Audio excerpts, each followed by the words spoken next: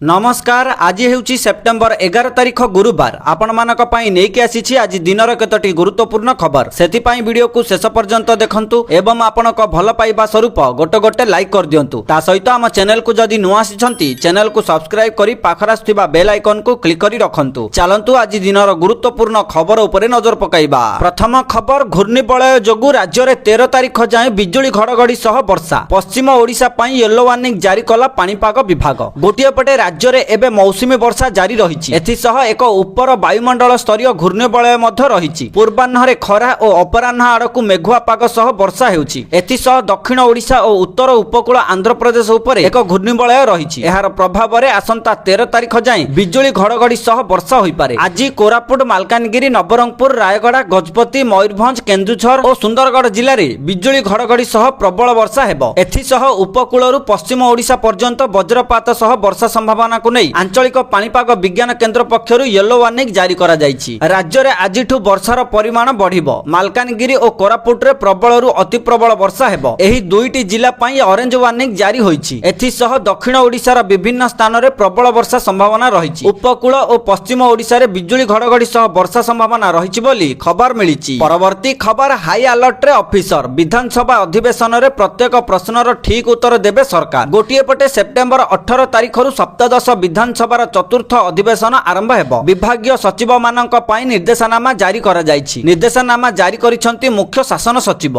विधानसभा रे उत्थान पतन प्रसंगर समस्त उत्तर ठीक भाबे दिया जिवो। एने व्यक्तिगत ध्यान देबाकू अफिसरंकु निर्देश। विभागीय सचिव विदेश यात्रारू निवृत्त रहिबाकू निर्देश रे कहा जायछि। राज्य बाहरकू गस्त यथा संभव सीमित करिबाकू कहा जायछि। स्थिर करा जायथिबा गस्त कार्यक्रम घुंचेबाकू निर्देशनामा रे दर्शा जायछि। तथ्य जोगाइबा क्षेत्र रे कर्मचारी सदर महकुमारे रहिबे बोली खबर मिलिछि। परवर्ती खबर, आज श्री विग्रहंक हेबो बनक लागि नीति। द्वितीय भोग मंडप भोग शेष हेबा परे गुप्त नीति हेबो। गुप्त नीति पई 5 घंटा बंद रहिबो साधारण दर्शन। अपराह्न 5 टारू राति 10 टा जाए बंद रहिबो साधारण दर्शन। श्रीमंदिर प्रशासन पक्षरु एही सूचना दिया जायछि। आज श्रीमंदिर रे हेबो श्रीजीउंक गुप्त नीति। तेबे बनक लागि नीति संपन्न हेबा परे श्रद्धालु दर्शन करि परिबे। एनै श्री जगन्नाथ मंदिर प्रशासन पक्षरु सूचना दिया जायथिबार खबर मिलिछि। परवर्ती खबर, अयोग्य आवास हिताधिकारी को धरिबो एआई। आवास किंबा अंत्योदय रे घर करिथिले एक्शन निया जिवो। पुंजीपति घर नेइथिले कार्यानुष्ठान ग्रहण करा जिवो। एनै सूचना जारी करिसंती पंचायत राज मंत्री रवि नारायण नायक। नवेम्बर मासरु आरंभ हेबो पीएम आवास योजना बंटन प्रक्रिया। पर्याय क्रमे लोकन को दिया जिवो आवास घर।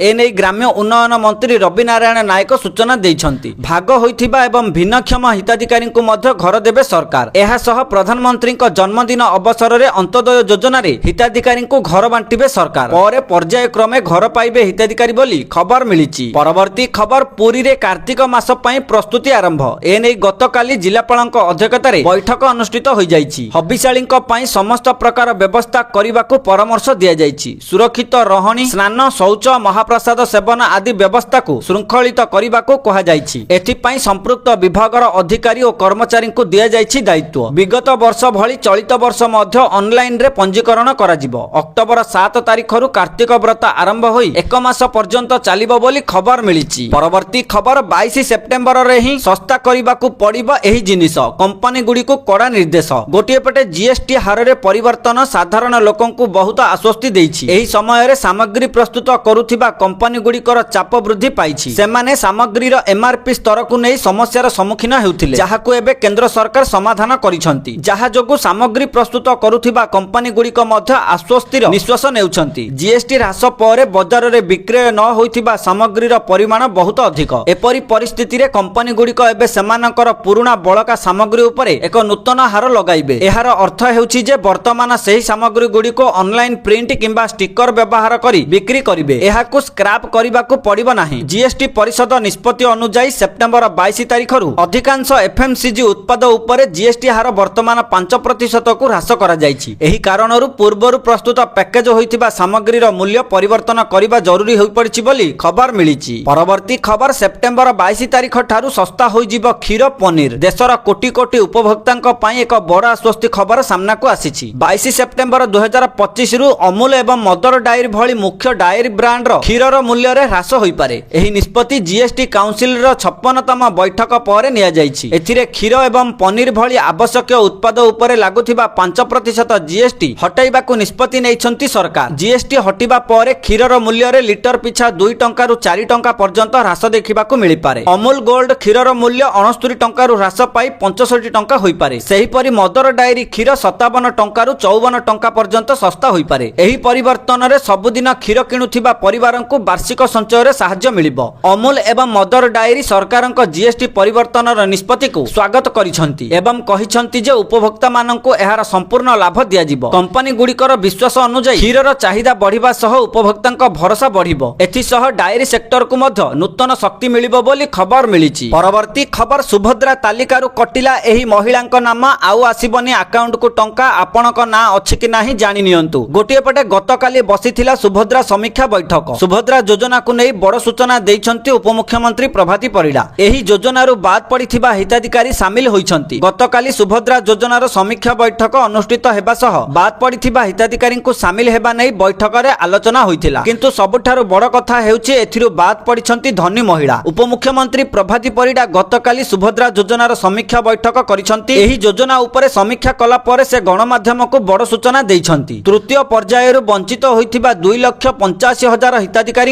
सामिल पाई डोर टू डोर सर्वे हेबो बोली से कहिसंती। अधिकारी माने आगामी 15 दिन भितरे फील्ड विजिट करी तदंत रिपोर्ट देबे। ता सहित 2 दिन भितरे अभियोग पोर्टाल खोलिबो। बाद पड़िथिबा हिताधिकारी माने पोर्टाल रे अभियोग करी आउ थरे सामिल पाई आवेदन करि परिबे। श्रीमती प्रभाती परिडा कहिसंती 15,984 मृत हिताधिकारी बाद पड़िथिबा बेले 1,805 जन जीवित अछंती। सेमानंकु मध्य सुभद्रा योजना रे सामिल करा जिवो। अन्यपटे 36,702 हिताधिकारी गाड़ी किनिथिबा जोगु बाद पड़िछंती। ता सहित 21,035 जन हिताधिकारी आयकर देबारु बाद पड़िथिबा बेले 1,33,691 जन धान बिक्री पंजीकरण एवं कृषक पंजीकरण करी बाद पड़िछंती। से बाबदरे तथ्य आसिबा परे पुणी मुख्यमंत्री सह आलोचना करा जिवो। सुभद्रा योजनारु वंचित योग्य हिताधिकारी टंका मिलिबो। अनेक योग्य हिताधिकारी महिला सुभद्रा टंका ए पर्यंत पाई नाहंती। सेमाने काहेकि सुभद्रा टंका पाई नाहंती, राशन कार्ड अछि कि नाही, ई केवाईसी अपडेट होईछि कि नाही, एभली अनेक तर्जमा करा जिवो एवं घर को घर बुली सर्वे करी 15 दिन भितरे रिपोर्ट देबे। जदि आपण सुभद्रा योजना पाई योग्य किंतु आपनको ए पर्यंत सुभद्रा टंका मिलिनी तेबे एणिके आपनको सुभद्रा टंका मिलिबो। जेउ माननको आदो सुभद्रा टंका मिलिनी सेमाने आउ 2 दिन परे अभियोग करि परिबे एवं अभियोग रिव्यू हेला परे योग्य हिताधिकारी को सुभद्रार समस्त किस्ती टंका प्रदान करा जिवो बोली उपमुख्यमंत्री प्रभाती परिडा बड़ सूचना दैछंती। परवर्ती खबर आउ किणी हेबनी सुना। सेप्टेम्बर मासर 10 दिन भितरे सुना 5,000 महंगा होईछि। पार्वण पूर्वरु हु हु होई बढ़ी चलीछि सुना दर। प्रथम थर पई 22 कैरेट सुनार मूल्य 10 ग्राम पिछा 1 लाख टंका टपी 1,01,100 टंका पहुंची। एही दाम आहुरी बढ़ी पारे बोली आकलन करा जाउछि। आज 24 कैरेट सुनार मूल्य 1,10,290 टंका थिबा बेले 22 कैरेट सुनार मूल्य 10 ग्राम पिछा 1,01,100 टंका पहुंची। पूर्वरु 24 कैरेट सुनार मूल्य 1 लाख छुईथिबा बेले एबे 22 कैरेट सुना मध्य 1 लाख टंका पार करिछि बोली खबर मिलिछि। परवर्ती खबर चप्पल पिंधि श्रीमंदिर भितरे प्रवेश उद्यम कले भक्त। राधा बल्लभ मठ सम्मुख गेट देई सीधा सड़क प्रवेश करुथिले। सिंह द्वारा आगरे युवकंको अटकाई थाना को नेला पुलिस। चप्पल पिंधि मंदिर को न जिबाकू बारण करिबारु जेटीपीଙ୍କ सहित युवकंकर जुक्ति तर्क होइथिला।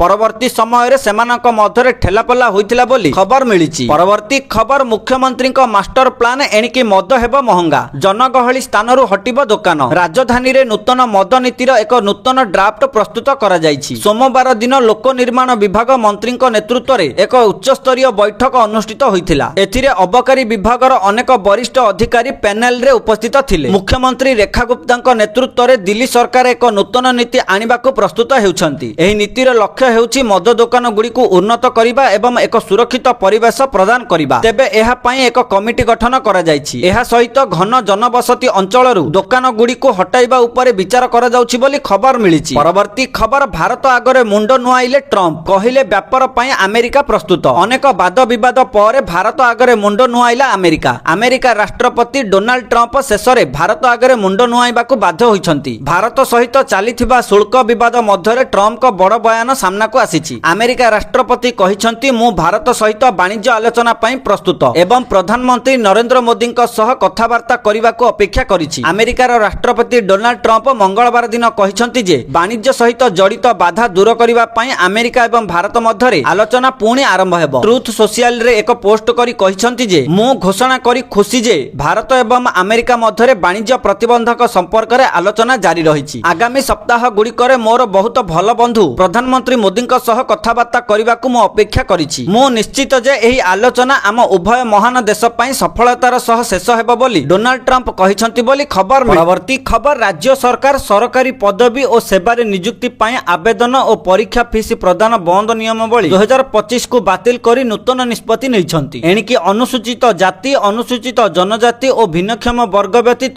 ଅନ୍ୟ ସମସ୍ତ ପ୍ରାର୍ଥୀଙ୍କ ଠାରୁ ନିଯୁକ୍ତି ସଂସ୍ଥା ଗୁଡ଼ିକ ପରୀକ୍ଷା ଫିସ୍ ଆଦାୟ କରିବେ। ଏହା ଆବେଦନ ପ୍ରକ୍ରିୟାର ଗୁଣବତ୍ତା ବୃଦ୍ଧି, ଅନାଗ୍ରହୀ ପ୍ରାର୍ଥୀଙ୍କ ସଂଖ୍ୟା ହ୍ରାସ ଓ ଯୋଗ୍ୟ ଆଶାୟୀଙ୍କୁ ସୁନିଶ୍ଚିତ କରିବା ଲକ୍ଷ୍ୟ ରଖିଛି। ଅନୁପସ୍ଥିତ ପ୍ରାର୍ଥୀଙ୍କ କାରଣରେ ପ୍ରଶାସନିକ ବୋଝ ଓ ପରୀକ୍ଷା ଖର୍ଚ୍ଚ ବୃଦ୍ଧି ଏବଂ ସମ୍ବଳ ଅପଚୟକୁ ରୋକିବା ପାଇଁ ଏହି ପଦକ୍ଷେପ ନିଆଯାଇଛି। ପୁନଶ୍ଚ ନିଯୁକ୍ତି ପ୍ରକ୍ରିୟାରେ ଅଂଶଗ୍ରହଣ କରୁଥିବା ପ୍ରାର୍ଥୀଙ୍କୁ ଆବେଦନ ସମୟରେ ଦିଆଯାଇଥିବା ଫିସ୍ ସମ୍ପୂର୍ଣ୍ଣ ଫେରସ୍ତ କରାଯିବ ବୋଲି ଖବର ମିଳିଛି। ପରବର୍ତ୍ତୀ ଖବର, ରାଜ୍ୟ କ୍ୟାବିନେଟରେ ବଡ଼ ଘୋଷଣା, 5ଟି ପ୍ରସ୍ତାବରେ ଲାଗିଲା ମୋହର। ରାଜ୍ୟ କ୍ୟାବିନେଟର 26ତମ ବୈଠକରେ ମୁଖ୍ୟମନ୍ତ୍ରୀ ମୋହନ ଚରଣ ମାଝୀ ଅଧ୍ୟକ୍ଷତା କରିଛନ୍ତି। ଲୋକସେବା ଭବନ ସ୍ଥିତ ସମ୍ମିଳନୀ କକ୍ଷରେ ଅନୁଷ୍ଠିତ ଏହି ବୈଠକରେ 5ଟି ବିଭାଗର 5ଟି ପ୍ରସ୍ତାବ ଆଲୋଚନା ପୂର୍ବକ ଅନୁମୋଦନ ମିଳିଛି। ମୁଖ୍ୟ ଶାସନ ସଚିବ ମନୋଜ ଆହୁଜା କ୍ୟାବିନେଟ ବୈଠକରେ ନିଆଯାଇଥିବା ନିଷ୍ପତ୍ତି ସମ୍ପର୍କରେ ଗଣମାଧ୍ୟମକୁ ଏହି ସୂଚନା ଦେଇଛନ୍ତି। ଶ୍ରୀ ଆହୁଜା କହିଛନ୍ତି, ଗୃହ ଓ ନଗର ଉନ୍ନୟନ ବିଭାଗ, ସ୍ୱାସ୍ଥ୍ୟ ଓ ପରିବାର କଲ୍ୟାଣ ବିଭାଗ, ବାଣିଜ୍ୟ ଓ ପରିବହନ ବିଭାଗ, ସାଧାରଣ ପ୍ରଶାସନ ଓ ସାଧାରଣ ଅଭିଯୋଗ ବିଭାଗ